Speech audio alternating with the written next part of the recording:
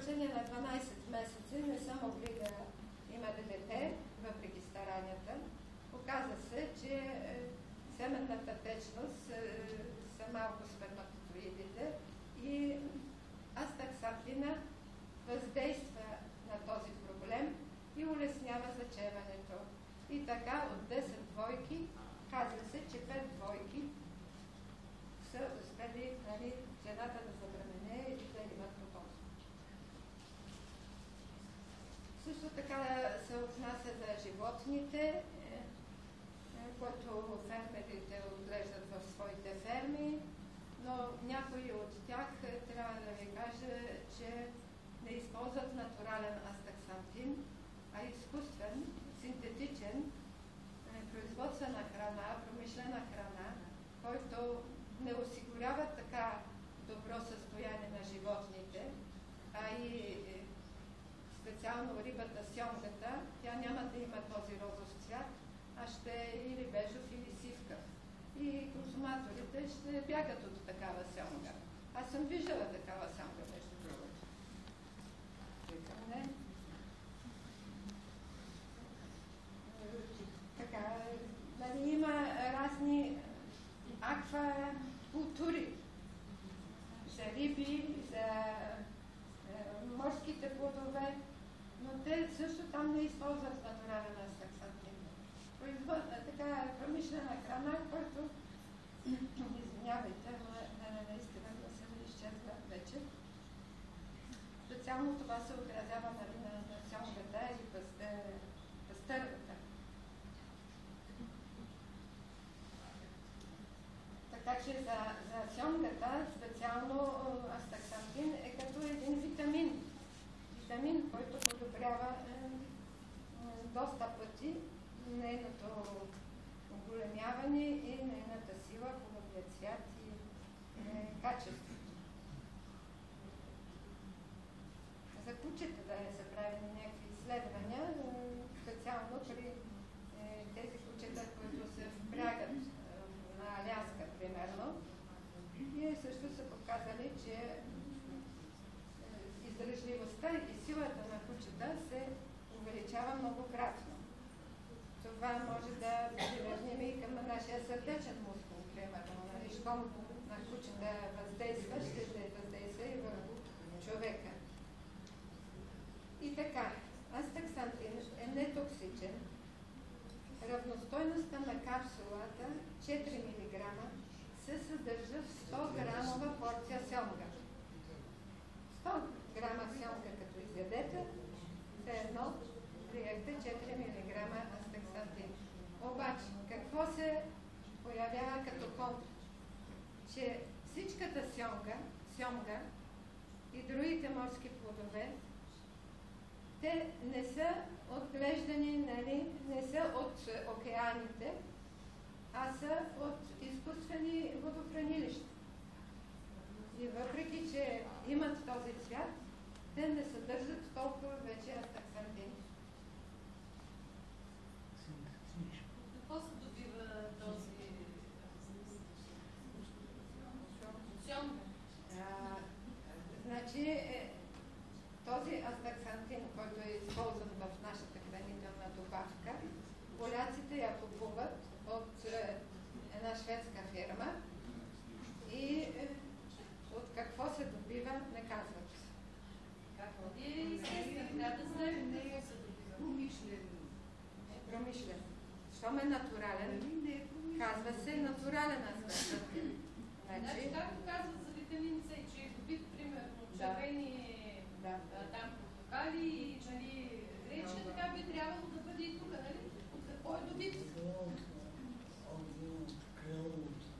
Да, от алги, от крил, но не от сьомга. Не от сьомга, от водорасли. От морските водорасли, да. Но не се уточнява този въпрос.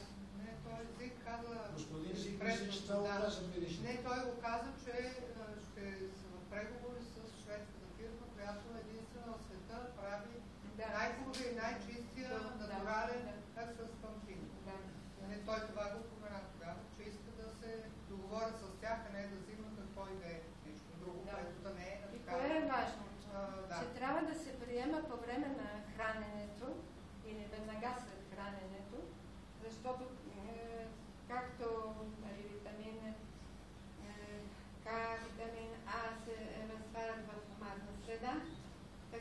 каротиноидите се разтварят в именно такава среда, с мазнините.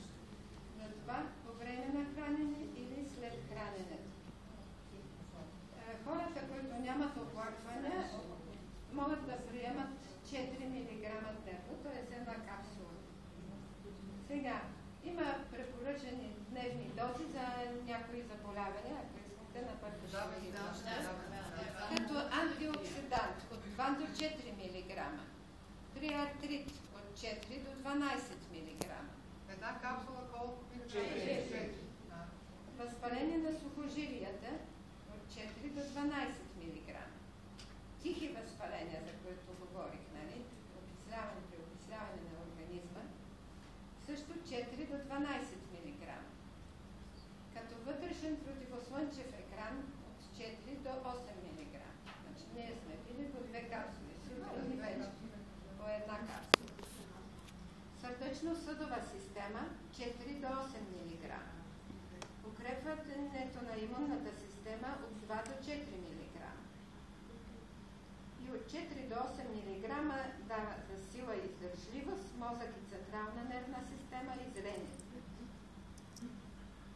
Значи в последно време астаксантин се използва и в козметика, но най-вече в тези кремове и спрееве срещу слънчевите лъчи, срещу ултравиолетовите лъчи най-вече. Възрастова граница? Няма възрастова граница. Може да се вземе от деца и каква е дозата за деца? Защото ми нали каза, че над средна възраст е било да се взима. Да. Аз това казвам, нали, над средна възраст.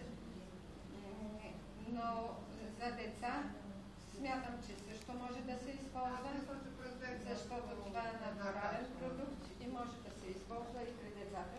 Но тук ЗИХ не ни е дал информация за това нещо.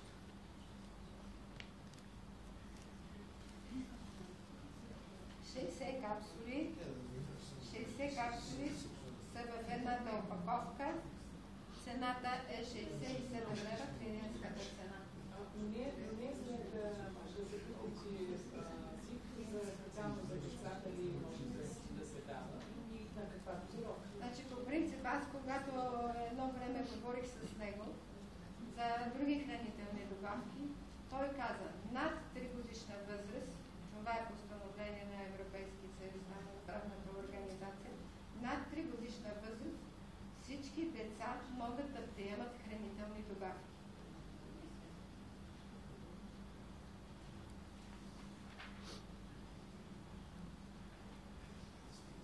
Това е за астаксантина. И набързо ще ви кажа. Значи, тези неща се потвърждават от една друга статия, аз съм взела тук, тя е на полски. Аз всеки месец получавам от Франция по електронната поща за един проблем, примерно, за лечението с природните средства. Тук специално има за дегенерация на жълтото тяло и катаракта. Значи, за антиоксидантите, нали, това се потвърждава. И какво предлага този французик? Какво поведение? Първото нещо да се спре тютюнопушенето. Защото при тютюнопушене се освобождават страшно много свободни радикали.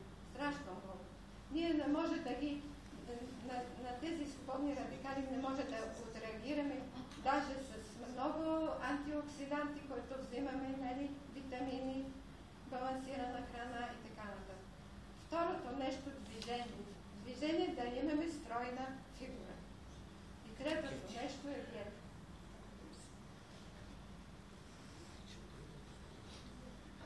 Също приемане, нали, всички тези антиоксиданти в така добри дози, за да може да бъдат предотвратени тези заболявания.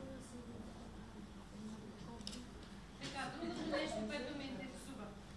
Тази добавка може ли да се меси с колагена?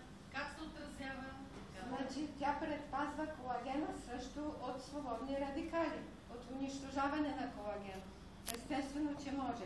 Тя е нетоксична, казах, безопасна и може да се комбинира с всякакви лекарства, всякакви хранителни добавки, така че няма никакъв проблем.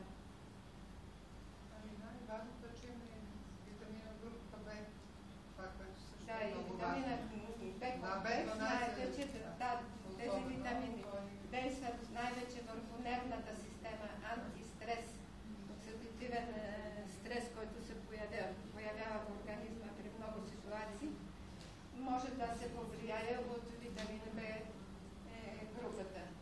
Освен това, има едно нещо, една субстанция, хомоцистеин, който се образува в организма, липсва на някои витамини от групата Б. B6, примерно, витамин, B12. Този хомоцистеин се натрупва при заболявания като инсулт, инфаркт, нали? И трябва да се предотвратява това неговото натрупване, защото именно той има значение за поява на тези заболявания. Това го знам, защото сме го изследвали и по едно време при инсулта. Сега, следващия продукт казва се Колдека. Той съдържа масло от треска с наситените масни киселини, витамини А, Д и с прибавка на витамин К2, за който витамини сме говорили многократно. Аз само ще спомена какви ефекти дават те. Няма да се занимавам с подробности. Става ли? Става.